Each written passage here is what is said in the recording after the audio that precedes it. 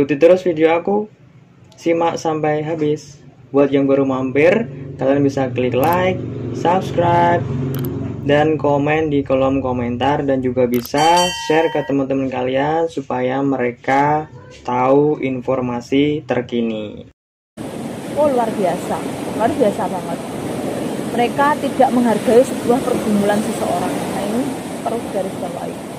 Ketika seseorang berada di sebuah masalah, pergumulan ataupun persoalan, entah itu besar kecil pergumulan mereka, ketika mereka mencibir ataupun menghakimi, nah disitulah mereka tidak akan merasakan dan mereka tidak akan pernah menghargai sebuah pergumulan seseorang. Intinya seperti ini, kalau manusia itu belum pernah mengalami apa yang dinamakan jatuh atau terpuruk, mungkin dia nggak akan bisa menghargai apa yang dinamakan seperti yang kamu bilang tadi, sebuah pergumulan, proses tentang pergumulan itu kan banyak ya. Pergumulan itu sebuah proses hidup yang sesungguhnya, hidup yang realitanya, bukan fiktif ya. Ini berbicara realita kehidupan yang sesungguhnya. Kita banyak melihat orang itu yang di depan kita baik, tapi di belakang kita juga nggak tahu seperti apa. Di belakang kita orang berbicara tentang kita baik dan buruknya juga seperti apa, kita juga nggak tahu ya. Ya itulah manusia, saya pikir ya itulah manusia gitu. Jadi ada plus minusnya sih kalau aku pikir. Ketika mereka boleh menghakimi setiap orang yang mempunyai pergumulan, dan mereka juga nggak akan pernah mengerti ketika mereka ada di posisi yang sedang saat ini mereka orang lain ada. Ya pasti semua masih ada plus minusnya lah ya, semuanya. Nah, berarti sekarang ini apa ya hikmah yang bisa kamu ambil dari masalah ketika saya di posisi terendah saya bisa melihat betapa luar biasanya ternyata keluarga pun itu pun juga ada yang keluarga besar, ada yang keluarga kecil ya, keluarga inti lah. Pastinya selalu support itu. Nah, saya kira yang dulunya saya kira keluarga saya tidak mendukung, ternyata di belakang saya keluarga saya selalu mensupport saya, mendukung saya. Okay. Dan teman-teman yang saya pikir dia akan stay, nggak taunya dia go away. Dia pergi. Teman-teman yang selama ini saya pikir saya udah memberikan all out buat mereka semuanya, nggak taunya mereka sendiri ya ya seperti itulah ya. Saya mengerti sekarang jadinya bahwa manusia bukan di zaman sekarang sih, mungkin zaman dulu pun juga seperti itu ya. Cuma saya baru bisa melihat bahwasannya saya bisa mengerti teman yang seperti apa yang harus saya perjuangkan, teman yang bagaimana yang harus saya bisa untuk gauli, dan teman bagaimana yang harus saya bisa untuk menjadikan benar-benar bisa teman. Jadi kita harus pinter-pinter atau pandai untuk memilih teman pergaulan seperti itu ya. Dan terkadang ada juga teman yang membawa kita ke arah positif, ada juga teman yang membawa kita ke arah yang negatif. Jadi kita harus sebenarnya pintar memprotek diri kita sendiri aja, biar kita nggak itu tadi nggak ikut ke hal yang negatif seperti itu. Nah, setelah mengalami sesuatu hal yang itu tadi, pasti kamu kedepannya punya apa? Rencana kamu apa kedepannya? Rencana? Kan dari masalah yang sudah kamu lalui, pastinya untuk kedepannya kan kamu memperbaiki diri kamu. Ini kamu pengennya seperti apa? Iya sih, kalau menjadi pribadi yang seperti apa atau mungkin kayak gimana gitu? Kalau untuk saat ini sih saya lebih memilih untuk menjadi pribadi yang lebih dekat dengan Tuhan saya.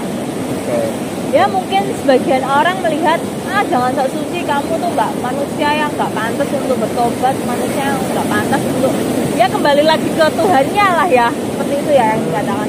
Tapi menurut saya siapa sih manusia di sini yang nggak pernah salah? Semua manusia pasti pernah salah. Manusia pasti pernah dosa. Kalaupun yang nggak pernah salah, coba deh datang ke saya gitu. Siapa sih yang manusia yang di sini di dunia ini yang nggak pernah salah? Semua pasti mereka punya porsinya sendiri-sendiri, kesalahan sendiri.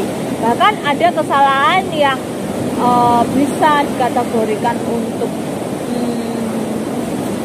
diungkapkan, ada kesalahan yang memang bagian diizinkan Tuhan tidak diungkapkan. Benar-benar. Kan enggak? Yang terpenting itu bagaimana kita bisa mempelajari dari kesalahan itu untuk menjadi yang lebih baik untuk kedepannya, seperti itu sih yang saya penting. Sih kedepannya sih saya pengennya yaitu memperbaiki diri saya sendiri. Saya harus lebih bijaksana lagi untuk memfilter setiap teman-teman yang. Jadi sekarang menuju ke proses arah ke sana ya? Ya, proses. Dan itu pun juga tidak mudah. Itu pun harus harga mahal yang harus kita bayar ya. Kalau dipikir-pikir ya kita yang biasanya kita kesana ini kita bisa sama teman-teman, sekarang kita mulai ya bukan menyendiri ya, lebih tepatnya untuk menjaga jarak supaya kita tidak ikut arus lebih dalam lagi untuk hal-hal yang negatif. Kalau saya sih seperti itu. Kedua ya saya tetap lebih mendekatkan diri ke Tuhan saya, karena saya pikir selama perjalanan hidup saya gini deh pikirannya, saya cuma satu gini, setelah saya melihat semuanya ya kehidupan saya ya, di luar Tuhan saya bukanlah apa-apalah. Sampah pun juga itu rasanya itu lebih berharga sampah ketimbang saya. Itu di luar Tuhan saya ya. Tapi kalau ketika saya di dalam Tuhan saya, itu jadi indah. Saya menjadi berharga lah di matanya Tuhan. Saya yang awalnya saya insecure banget saya menjadi orang yang saya nggak berguna. Saya sudah nggak berguna. Saya sudah apa sih saya manusia yang rasanya ya pengen ada untuk niat bunuh diri itu ada saya sampai seperti itu karena saya. Terus apa yang membuatmu akhirnya untuk nggak melakukan hal itu? Awal ya itu ini cerita sedikit ya tentang masalah bunuh diri itu. Saya sempat itu karena saya merasa bahwa saya nggak berguna lah. Saya itu sudah hancur lah, sudah gimana ya kayak depresi, terus asa seperti itu. Ketika itu mama saya tuh datang sama saya. Mama saya bilang gini, ketika kamu di bawah, posisi bawah seperti ini, kamu nggak perlu ingat orang, kamu nggak perlu ingat orang di sekeliling, kamu cuma butuh ingat satu aja, ingat Tuhan. Nah di situ saya digerakkan hati saya. Ketika saya dikasih omongan seperti itu tuh hati saya tuh rasanya, rasanya itu kayak apa ya, kayak air disiram gitu loh, nangis gitu. Seperti kayak itu, gimana ya? Dan rasa itu, saya langsung ingat bahwasanya, saya masih punya Tuhan. Kalau saya mati, bagaimana Tuhan yang ini kita bicara ke agama saya ya, bagaimana Tuhan sudah berkorban buat saya. Istilahnya Tuhan saya itu sudah mati buat menebus dosa saya. Masa hanya dengan saya, dengan cita-cita ataupun dengan angan-angan saya nggak tercapai, terus saya pengen bunuh diri ataupun saya pengen mengakhiri hidup saya, ya percuma dong. Selama ini pengorbanan Tuhan saya buat saya gitu. Itu pun akhirnya saya diingatkan kembali, jadi saya memang harus kembali lagi ke Tuhan. Bagaimanapun caranya, saya tetap harus kembali ke Tuhan, karena Dia yang membuat saya sampai sejauh ini bertahan itu ya karena Tuhan. Iya benar banget. Enggak? Kadang Tuhan itu memberikan persoalan kepada manusia karena Dia sayang. Mungkin manusianya sudah terlalu jauh, nggak kembali ke Dia. Nah, makanya itu dikasih persoalan supaya Dia kembali ke Dia gitu. Terkadang seperti itu sih kalau aku mengamati kehidupan seperti itu. Ya itu proses kehidupan. Ya ada orang kan, prosesnya orang kan masing-masing ya. Porsinya juga masing-masing ya. Ada yang mereka sudah di tahap level A, ada yang di tahap level masih ke B, ke C. Mungkin ada yang belum memulainya juga. Ya soalnya kan Hidup itu bukan sebuah perlombaan. Iya, benar. Jadi pasti proses kita sama satu orang sama yang lain pasti nggak sama. Iya, benar. Itulah, ketika saya menghadapi seperti itu ya, saya hanya berharap waktu itu saya mempunyai seseorang, sahabat lah. Sahabat, dia sudah menjadi sahabat saya, sudah menjadi kakak saya. Saya tipe orang yang bisa untuk curhat saya itu kadang sedih ya. Dan ketika saya di titik terendah itu, saya ngomong, saya butuh dia, tapi dia nggak ada di sisi saya, di samping saya nggak ada. Saya membutuhkan dia nggak ada pada saat itu. Bukan karena dia nggak ada, dia menjauh, bukan ya. Karena mungkin karena situasi dan kondisi, karena dia posisinya bukan di adanya bukan di dekat saya ya. Ini tempat tinggalnya juga bukan di kota yang saya tempatin. Jadi otomatis saya merasakan saya merindukan dia tuh ada di posisi saya. Dia tuh bisa ya paling tidak menenangkan hati saya. Itu nggak ada satu orang pun.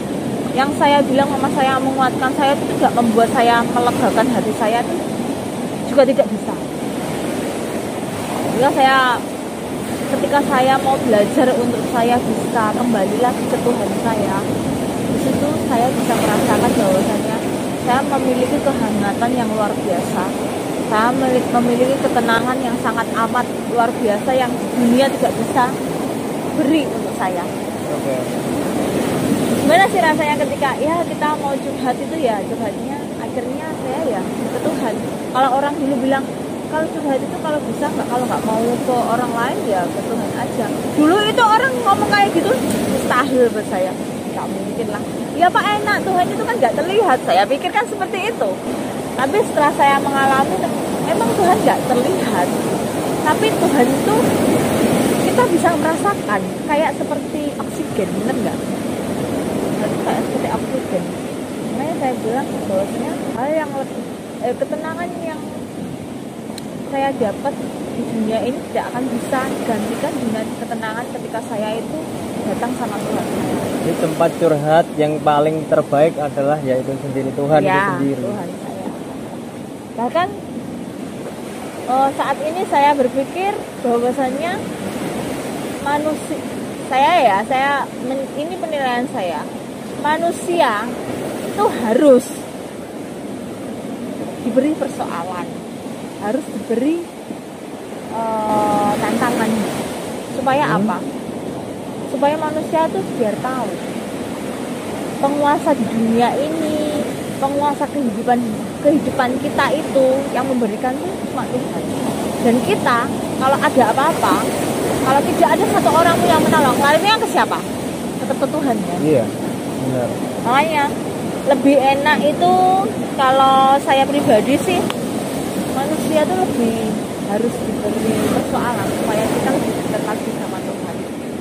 Kalau manusia nggak diberi persoalan, nggak diberi pergumulan, nggak diberi permasalahan, mereka enjoy aja dong. Dia malah makin jauh dari Tuhan.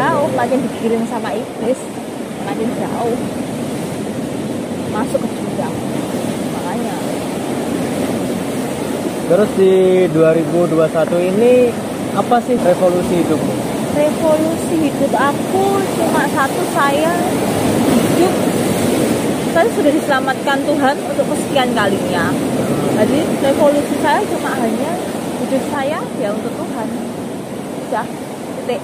Berarti kamu sudah merasakan ya istilahnya keajaiban dari Tuhan seperti itu? Ya, saya merasakan keajaiban dari Tuhan. Saya merasakan bahwa kasih Tuhan yang begitu besar buat saya. Jadi kalau dibilang revolusi saya, kalau untuk ke depan saya harus seperti apa, aku nggak tahu ke depan seperti apa. Pokoknya untuk saat ini saya apa yang saya bisa, apa yang saya miliki ya udah untuk Tuhan aja, titik. Ya. Saya nggak punya angan-angan. Saya pengen ini, saya pengen ini saya nggak punya angan-angan, nggak punya sudah apa ya cita-cita apapun visi misi saya ke depan itu nggak ada lagi. Yang saya inginkan cuma hidup saya untuk Tuhan. Jadi apapun udah ke Tuhan aja. Jadi semua dipasrahkan ke Tuhan ya, gitu ya. Lebih ke pasrah ya. ada yang itu loh yang lagunya apa anak kecil, Tuhan terserah padamu, aku ikut maumu Tuhan, ucapkan semua bla bla bla bla, ya itulah. Terus sebenarnya kata-katanya yang bagus.